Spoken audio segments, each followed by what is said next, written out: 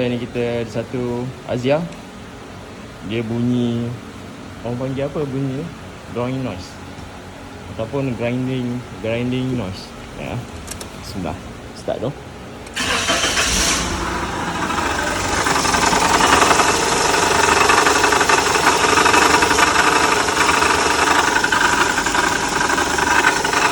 Dahsyat lah.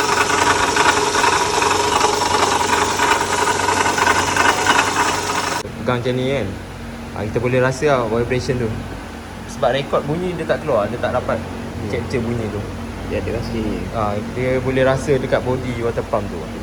Okay, tukar tu.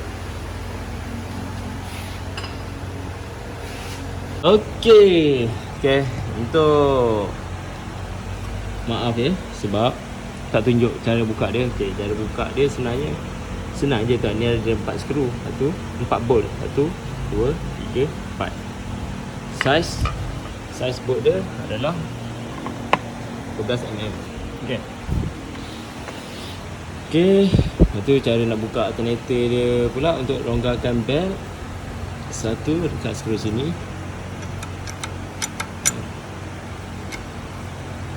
skru sini sebab nak bagi dia ada pergerakan. 1, 2, 12, sini pun 12mm. Tu longgarkan sini 14mm. Tu buka dah belt. Dan alang-alang belting dia pun nanti kita tukar. Untuk nak buka ni dia tricky sikit sebab dia berpusing kan. So better buka masa belt ni ada. Lepas tu pusing, kena lock masuk ni nut kan, bolt dia kat sini.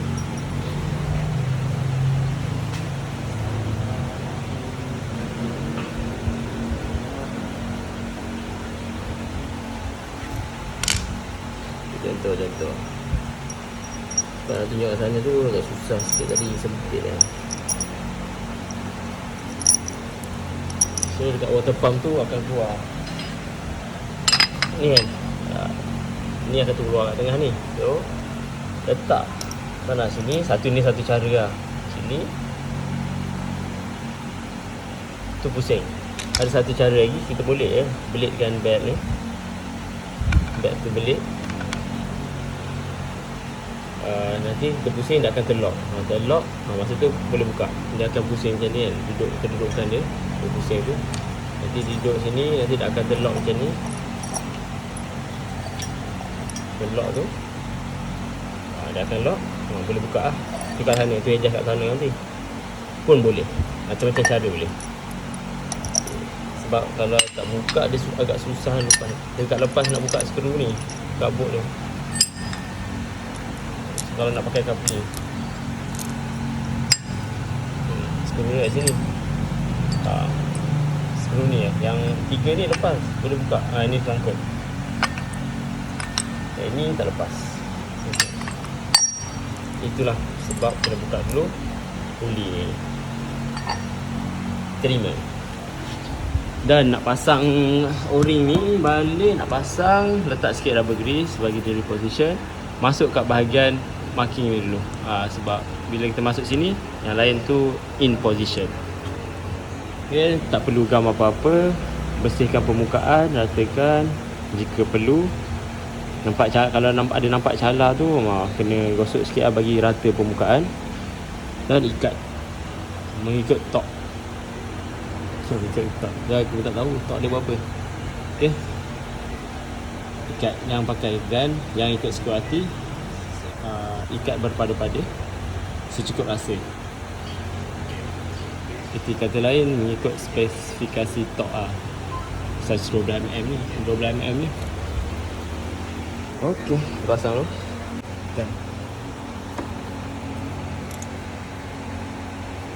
Okey, guna Richard 12, ikat secukup rasa sebab dia dah ada gasket getah tu.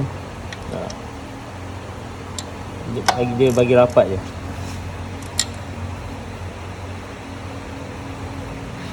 Tapi secukup rasa orang lain-lain.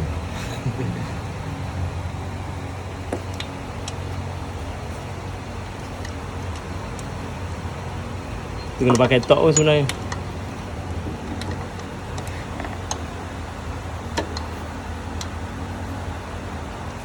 Okey. Sip. Okey, bila kita dah ikat untuk 4 skru ni, kita pegang puli, just rapatkan dulu. Nanti kita ketatkan masa pasang bel. Kalau ketatkan sekarang dia agak susah sikit. Okey, dah masuk belting. Untuk tegangkan dia, kita ikat tu. Ini longgar lagi. Nanti dah nak ikat tu pakai tangan lah. Ni letih pula kalau nak ikat pakai tangan. Panjang. Okey. Ada kendur lagi.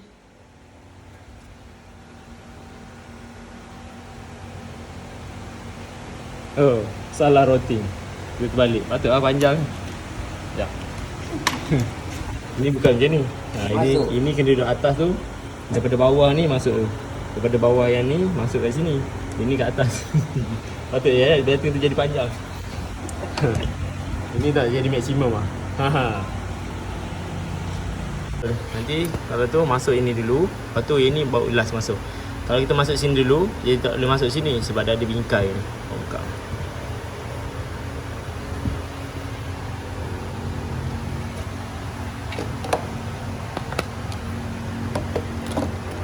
Untuk buka belting ni, sensor, crank sensor belakang ni kena keluarkan lah. Crank sensor ni sebab dia ada cover dia. Cover plastik tu. Cover plastik dia tak boleh keluar belting tu. Ini crank sensor di sini.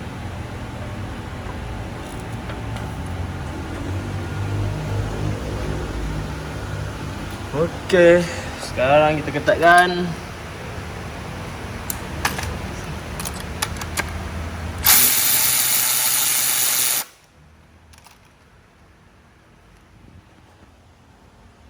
Kendur lagi. Kendur lagi Nak cantik sebenarnya sebelum buka tu, marking dulu lah tempat yang position, nak dapatkan position asal. Sebab selalunya dengan satu lagi ni, bila masuk kan, make sure groove ni duduk dalam keadaan elok. Ini macam lari pula dudukan ni. Ini boleh rosak belting lah kalau masuk tak cun. Few moment later, ni masuk. So nak cantik masa nak ikat tu, sebenarnya kita dah masukkan belting, kita pegang position, tarik alternator tu terus pusing, hold kan, yang bagi dia kendur. Nanti dia tak masuk dalam longkang. Dia tak masuk dalam longkang tu, boleh buat rosak belting baru. Kadang boleh terbelah.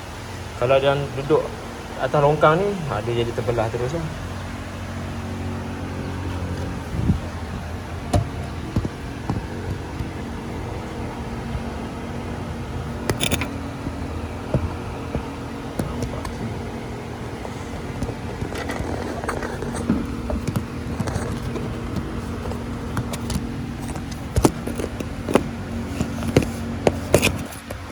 Okey, so lepas kita dah ketatkan, untuk nak buat adjustment, kita adjust kat sini sampai tegang.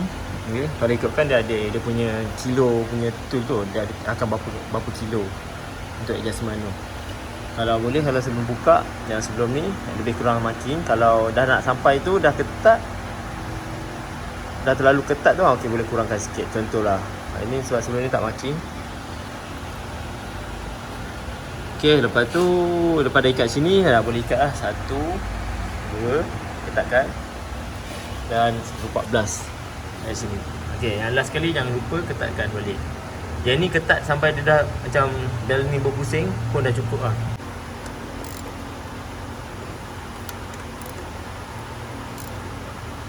Sebab kalau over ketat, lain kali susah orang lain nak buka.